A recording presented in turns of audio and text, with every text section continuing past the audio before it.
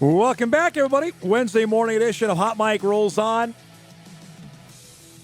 No surprises, we're in the midst of the winter sports season. When you look around at the rankings for different high school sports, you see the Moorhead Spuds hockey team at or near the top. They are ranked number one. They're 18-1 on the season of the boys hockey team. The Spuds beat Roseau last night up in Roseau 7-1. Anytime you're going on the road and blasting Roseau. Doesn't happen often for Moorhead, but they're having that kind of year. It's great to see head coach Jon Ammerman back with us on the show in the fabulous new Moorhead High School. You got a nice office there. That's not bad. You got a window and all that. It's good stuff. Congrats on the win last night. This you've been around some special teams. Where's this one ranked so far in your mind? Well, right now, in terms of regular season, right at the top, right? We'll see what the story holds for them here in the next month and a half or so. But, it's been a very, very good season up until this point. We've played very well at times. Other times we felt we've been a bit off, but we're finding ways to win. It's been a couple of regular contributors, but different guys have stepped up at different times, and we've found ways to win in certain situations, and it's been really fun up until this point for sure. The fact that you lost your opener and haven't lost since, describe that of this role you've been on since, and you only lost that game by 1 goal. Yeah, and in overtime, it's been a while, to be honest, but at least from my perspective, I think the kids have done a really good job of just keeping it one game at a time in front of them. And I understand that's cliche, but that concept or idea of this stretch hasn't really been discussed a whole lot.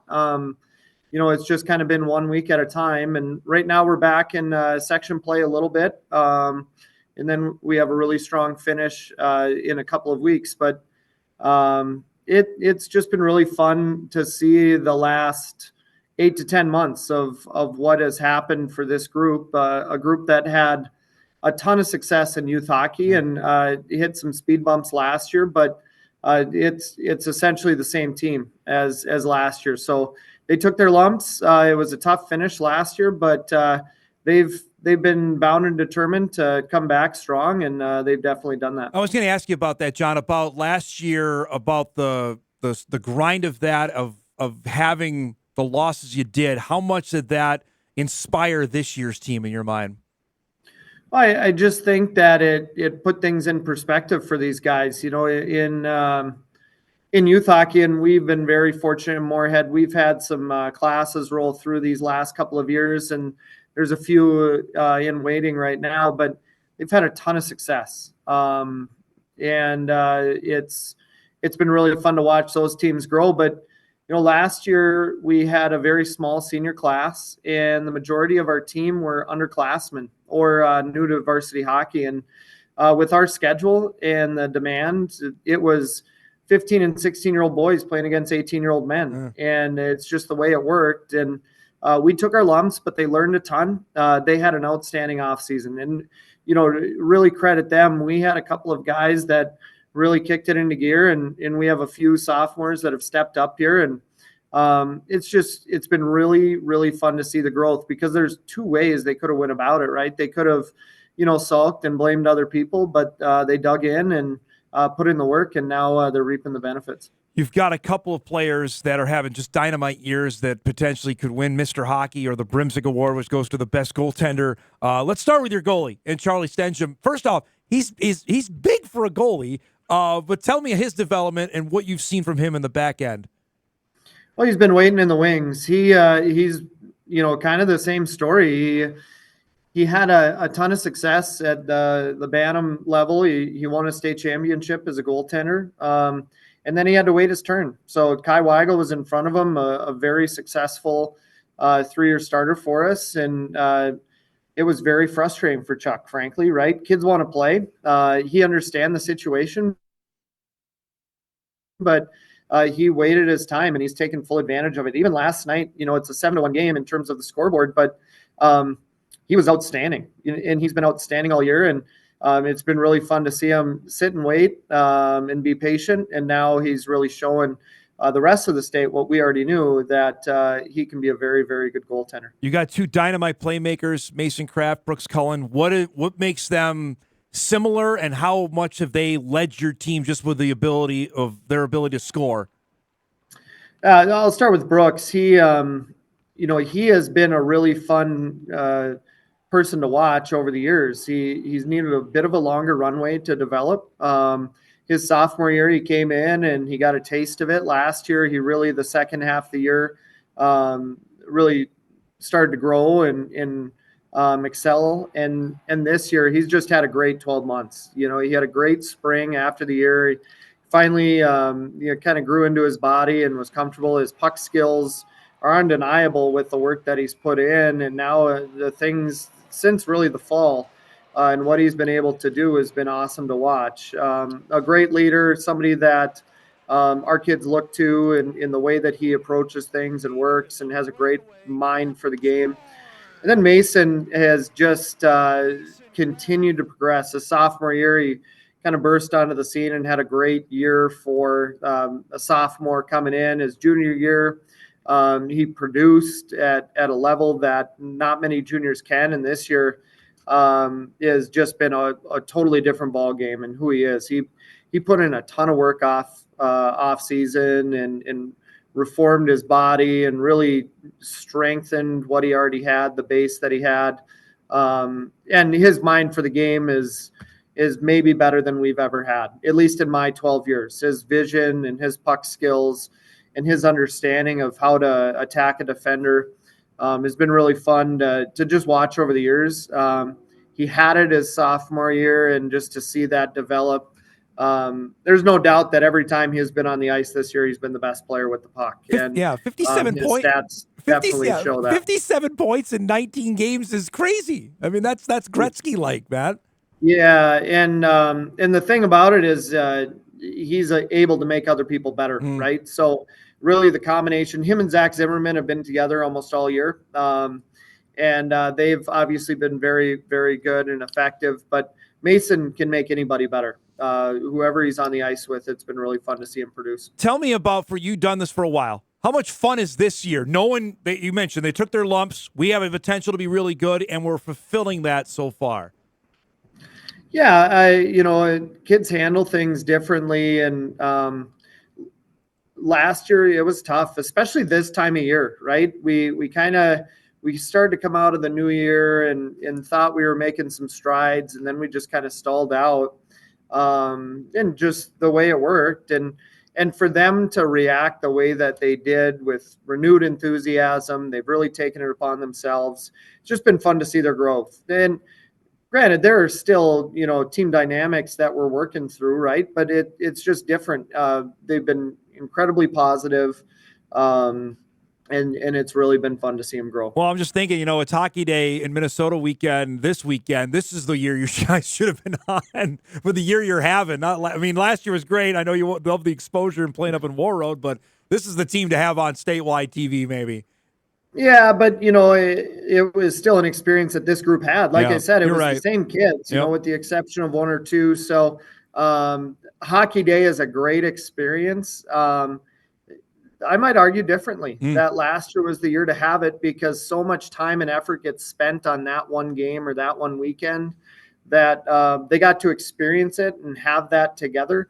But now this year we can just play. We're able to grow from that experience. But now this year they've just they've hit the ground running, and it's been really, really fun. You mentioned the end. I know you're worried about your next game, but the end of the season, you always schedule some tough teams to wrap up, and you've got two teams ranked right behind you with Rogers and Hill Murray. Describe that and what that can do to get you ready for section play. The Hill Murray game is something that has been now for 15 to 20 years, maybe even more. And it's just always a clean, hard, fast game in preparation. And maybe the one bugaboo about it is there's been a couple of times where we've met in the state tournament, a week and a half later, that sometimes causes some fits for matchups. But we really like the finish of our year. We have a couple of games here within our section to kind of sort out the seating. We get to go on the road to Hermantown and East Grand Forks, two extremely quality opponents.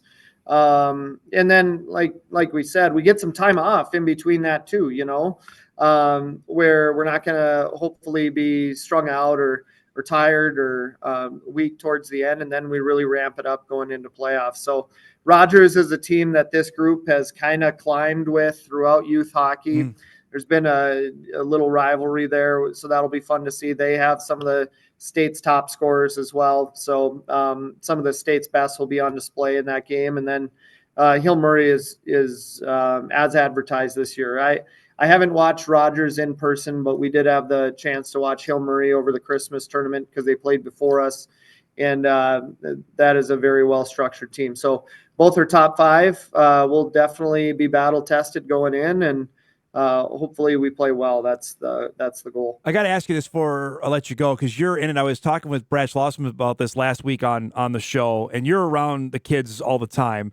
The attention on Ovechkin getting closer to Gretzky's record, I know he's still 20 something away.